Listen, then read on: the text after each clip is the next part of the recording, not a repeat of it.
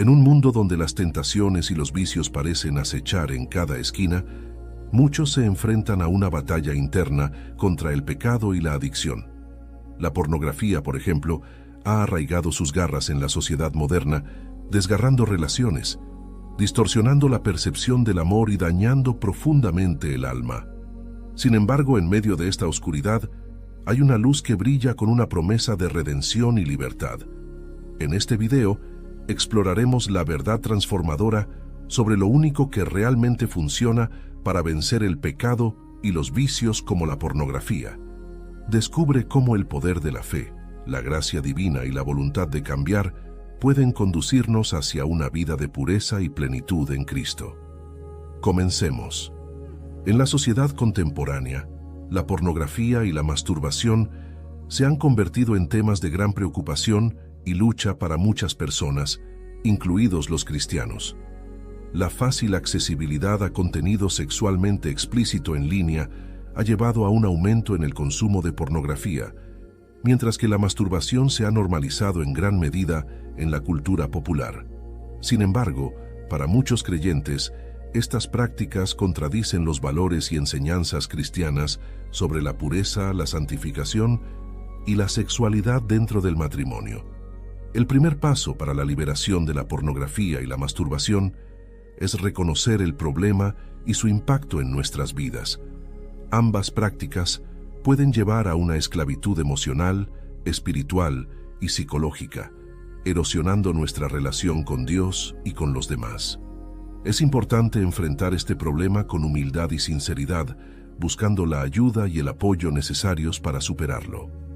Para muchos, el consumo de pornografía y la práctica de la masturbación son síntomas de problemas subyacentes más profundos, como la soledad, la baja autoestima, el trauma emocional o la insatisfacción sexual. Es crucial abordar estas raíces profundas y buscar sanidad en Cristo a través de la terapia, el asesoramiento pastoral y el apoyo de la comunidad cristiana. Como cristianos, nuestra comprensión de la sexualidad está fundamentada en la verdad revelada en las Escrituras. La Biblia nos enseña que la sexualidad es un don sagrado de Dios, diseñado para ser expresado dentro del contexto del matrimonio entre un hombre y una mujer. La pornografía y la masturbación distorsionan esta verdad divina y nos alejan del plan perfecto de Dios para nuestras vidas.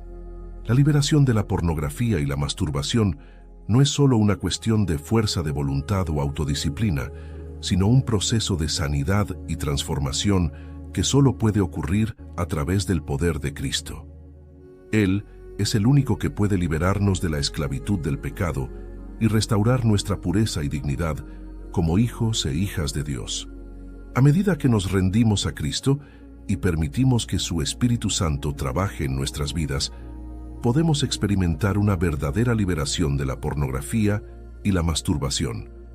Esto implica un compromiso diario de buscar la pureza y la santidad, renovando nuestra mente con la palabra de Dios y llenando nuestras vidas con actividades y relaciones que nos edifiquen espiritualmente. La lucha contra la pornografía y la masturbación no es algo que debamos enfrentar solos. Es importante buscar el apoyo y la rendición de cuentas de otros creyentes comprometidos que nos ayuden en nuestro viaje hacia la libertad en Cristo. Juntos, podemos animarnos, orar unos por otros y celebrar las victorias en el camino hacia la sanidad y la restauración.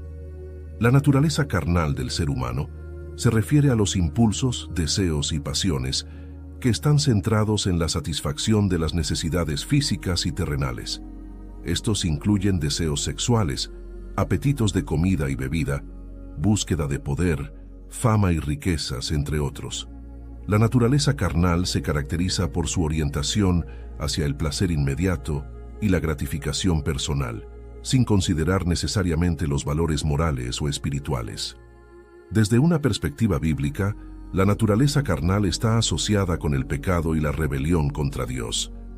El apóstol Pablo describe esta lucha interna en Romanos 7, 18, 19, donde expresa: «Porque yo sé que en mí, esto es, en mi carne, no mora el bien, Porque el querer el bien está en mí, pero no el hacerlo.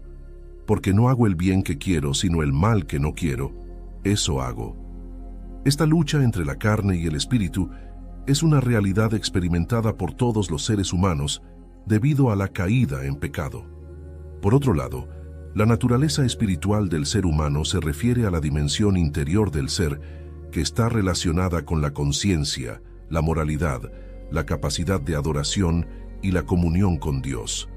La naturaleza espiritual busca trascender las limitaciones terrenales y encontrar significado y propósito en la relación con lo divino.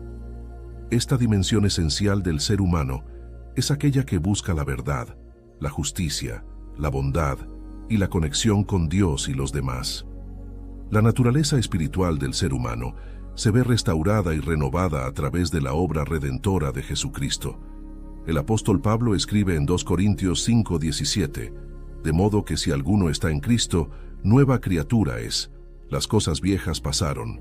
He aquí todas son hechas nuevas. Esta transformación espiritual es el resultado de la fe en Cristo y la obra del Espíritu Santo en la vida del creyente, capacitándolo para vivir en armonía con la voluntad de Dios y experimentar la plenitud de vida en Cristo.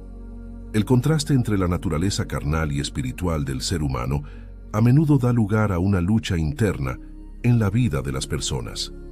Como seres caídos, enfrentamos constantemente la tentación de ceder a los deseos carnales y pecaminosos, mientras que al mismo tiempo anhelamos vivir en conformidad con la voluntad de Dios y experimentar la plenitud espiritual. Esta lucha interna es descrita por el apóstol Pablo en Gálatas 5:17. Porque el deseo de la carne es contra el espíritu, y el del espíritu es contra la carne. Y estos se oponen entre sí para que no hagáis lo que quisierais. Para los cristianos, la clave para vivir en victoria sobre la naturaleza carnal y experimentar la plenitud de la vida espiritual radica en vivir en el poder y la dirección del Espíritu Santo. El apóstol Pablo escribe en Gálatas 5:16, Digo pues, andad en el Espíritu, y no satisfagáis los deseos de la carne. Al vivir en obediencia a la palabra de Dios y en comunión con el Espíritu Santo, los creyentes pueden experimentar la libertad y el poder para resistir las tentaciones de la carne y crecer en santidad y conformidad con la imagen de Cristo. Esta lucha interior tiene sus raíces en la condición caída del ser humano como resultado del pecado original. Desde la caída de Adán y Eva en el jardín del Edén, la humanidad ha estado alienada de Dios y ha heredado una naturaleza pecaminosa inclinada hacia la rebelión contra Dios y la búsqueda del propio placer y satisfacción. Otro aspecto crucial en la batalla entre el espíritu y la carne es la renovación de la mente. El apóstol Pablo insta a los creyentes en Romanos 12:2. No os conforméis a este siglo, sino transformaos por medio de la renovación de vuestro entendimiento, para que comprobéis cuál sea la buena voluntad de Dios, agradable y perfecta. La renovación de la mente implica llenarla con la verdad de Dios y los valores del reino, lo que nos capacita para discernir y rechazar las tentaciones de la carne. Aunque la batalla entre el espíritu y la carne puede ser intensa y desafiante, los creyentes tienen la seguridad de que la victoria sobre el pecado y la carne se encuentra en Jesucristo. El apóstol Pablo declara en Romanos 8:37, Antes, en todas estas cosas, somos más que vencedores por medio de aquel que nos amó. Por medio de la obra redentora de Cristo en la cruz y el poder del Espíritu Santo que mora en los creyentes, podemos experimentar la libertad y la victoria sobre la carne y vivir en conformidad con la voluntad de Dios. La comunión con el Espíritu Santo nos proporciona guía y dirección en nuestras vidas. Jesús prometió enviar al Espíritu Santo como nuestro consolador y guía, quien nos enseñaría todas las cosas y nos recordaría todo lo que Jesús nos había enseñado. Juan 14:26. Cuando nos rendimos al Espíritu Santo y buscamos su dirección, podemos confiar en que nos guiará en el camino de la verdad y la justicia. La comunión con el Espíritu Santo es un proceso de transformación interior en el cual somos renovados a la imagen de Cristo. El apóstol Pablo escribe en 2 Corintios 3:18, Por tanto, nosotros todos, mirando a cara descubierta, como en un espejo la gloria del Señor, somos transformados de gloria en gloria en la misma imagen, como por el Espíritu del Señor. A medida que nos entregamos al Espíritu Santo, Él obra en nuestras vidas para conformarnos a la imagen de Cristo, produciendo frutos de amor, gozo, paz, paciencia, benignidad, bondad, fe, mansedumbre y templanza. Gálatas 5, 22, 23. La comunión con el Espíritu Santo nos fortalece y nos capacita para vivir una vida santa y victoriosa. El apóstol Pablo escribe en Efesios 3:16, para que os dé, conforme a las riquezas de su gloria, el ser fortalecidos con poder por su Espíritu en el hombre interior. El Espíritu Santo nos capacita para resistir las tentaciones del pecado, vencer las adversidades y vivir en victoria sobre las fuerzas del mal. La comunión con el Espíritu Santo nos lleva a una mayor intimidad con Dios. A través del Espíritu Santo, podemos experimentar una comunión profunda y personal con nuestro Padre Celestial. El apóstol Pablo escribe en Romanos 8:15, pues no habéis recibido el espíritu de esclavitud para estar otra vez en temor, sino que habéis recibido el espíritu de adopción, por el cual clamamos, Abba, Padre. Esta comunión íntima nos permite experimentar el amor incondicional de Dios y conocerlo más profundamente en nuestras vidas diarias. Este proceso de sanación interna nos capacita para el ministerio y el servicio en el reino de Dios. Jesús prometió que recibiríamos poder cuando el Espíritu Santo viniera sobre nosotros para ser sus testigos en Jerusalén, en toda Judea, en Samaria y hasta lo último de la tierra. Hechos 1:8. El Espíritu Santo nos capacita con dones espirituales para edificar y fortalecer el cuerpo de Cristo y nos guía en el servicio y la obra del ministerio. La fortaleza espiritual y la debilidad son dos estados opuestos que pueden influir en nuestra vida espiritual de manera significativa. La metáfora de la alimentación espiritual ofrece una forma útil de comprender estas dos realidades y cómo afectan nuestra relación con Dios y con los demás. La fortaleza espiritual se nutre de una alimentación espiritual constante y saludable. Esto implica dedicar tiempo regularmente a la oración, la lectura de la Biblia, la adoración y la comunión con otros creyentes. Una persona con fortaleza espiritual tiene raíces espirituales profundas que le permiten permanecer firme incluso en medio de las pruebas y tribulaciones. Estas raíces están nutridas por una relación íntima y continua con Dios. Esto también proporciona la capacidad de resistir las tentaciones y los ataques del enemigo. La persona fortalecida es capaz de discernir entre el bien y el mal y tomar decisiones que reflejen su compromiso con Dios. Esta fortaleza se manifiesta en la producción de frutos del Espíritu, como el amor, la alegría, la paz, la paciencia, la bondad, la benignidad, la fe, la mansedumbre y el dominio propio. Gálatas 5, 22, 23. En contraparte, la debilidad espiritual resulta de una alimentación espiritual deficiente o inadecuada. Esto puede incluir la negligencia en la oración, la falta de estudio bíblico, la falta de comunión con otros creyentes y la exposición a influencias negativas. Una persona espiritualmente débil puede ser fácilmente derribada por las pruebas y tribulaciones de la vida. Sin raíces espirituales profundas, carecen de la fortaleza necesaria para resistir los vientos y las olas de las dificultades. La debilidad espiritual deja a la persona vulnerable ante las tentaciones y los ataques del enemigo. Pueden ceder fácilmente a la presión y caer en el pecado debido a su falta de fortaleza espiritual. Este concepto se manifiesta en la falta de frutos del Espíritu en la vida de la persona. Pueden carecer de amor, paz, paciencia y otras cualidades que caracterizan a aquellos que están fortalecidos por Dios. Imagina dos leones en la sabana africana.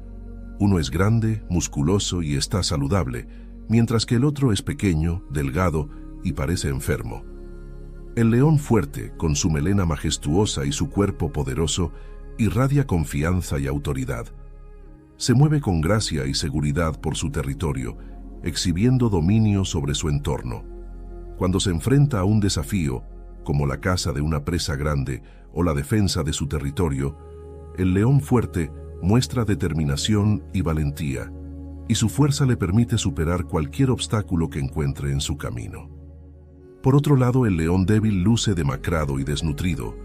Su pelaje está opaco y desaliñado, y su cuerpo muestra signos evidentes de falta de alimentación y cuidado. Cuando intenta cazar, se ve torpe y poco coordinado, y raramente tiene éxito en sus intentos. Al enfrentarse a otros depredadores o a leones más fuertes, el león débil muestra temor y sumisión, y su falta de fuerza lo deja vulnerable a ser dominado por otros. Este ejemplo ilustra la diferencia entre la fortaleza y la debilidad en el reino animal, pero también puede aplicarse metafóricamente a las personas en diversos aspectos de la vida. Como el león fuerte, aquellos que están fortalecidos por su fe, determinación y resiliencia pueden enfrentar los desafíos con confianza y superar las dificultades con éxito. Mientras tanto, aquellos que están espiritualmente débiles pueden encontrarse luchando por mantenerse firmes frente a las pruebas y tentaciones de la vida.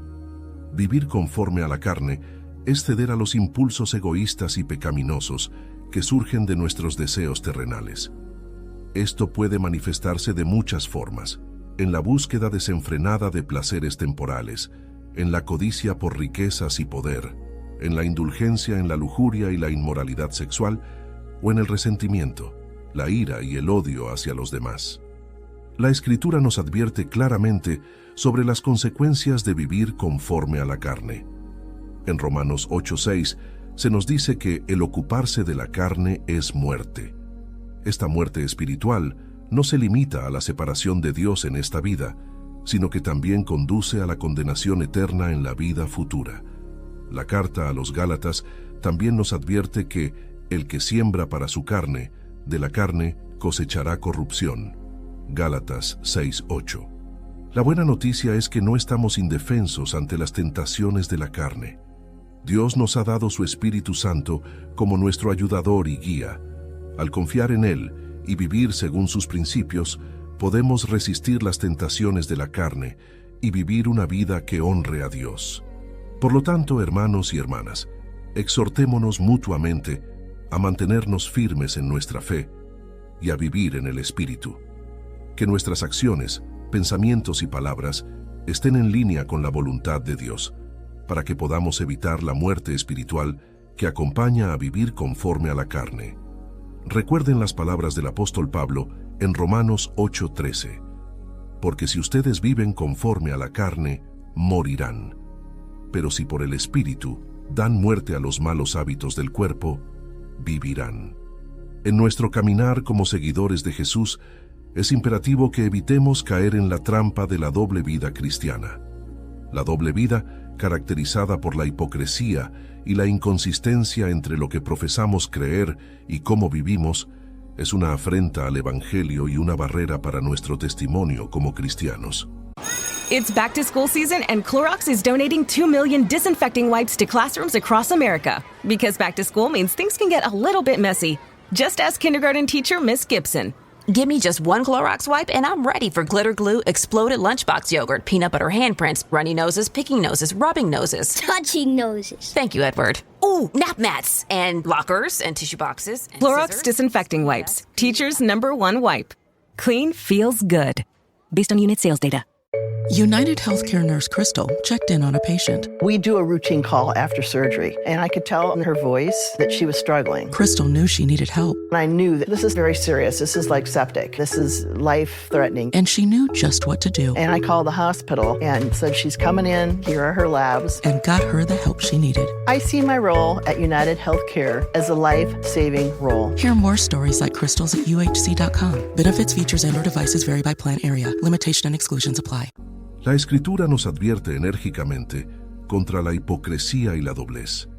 En Mateo 6:24, Jesús nos dice claramente: ninguno puede servir a dos señores, porque o aborrecerá al uno y amará al otro, o estimará al uno y menospreciará al otro. No podéis servir a Dios y a las riquezas. Esta advertencia nos recuerda que no podemos comprometernos con el mundo y con Dios al mismo tiempo. Intentar hacerlo solo nos lleva a la confusión y a una vida espiritual fracturada. La doble vida cristiana socava nuestra credibilidad como testigos del Evangelio. Cuando decimos una cosa y hacemos otra, enviamos un mensaje contradictorio al mundo que nos observa. Esto no solo deshonra a Dios, sino que también puede causar daño a aquellos que observan nuestro comportamiento y se sienten desilusionados o confundidos por nuestra falta de integridad. Además, la doble vida cristiana mina nuestra relación con Dios. La falta de integridad y sinceridad en nuestra relación con Dios obstaculiza nuestra comunión con Él y nos impide experimentar la plenitud de su amor y gracia.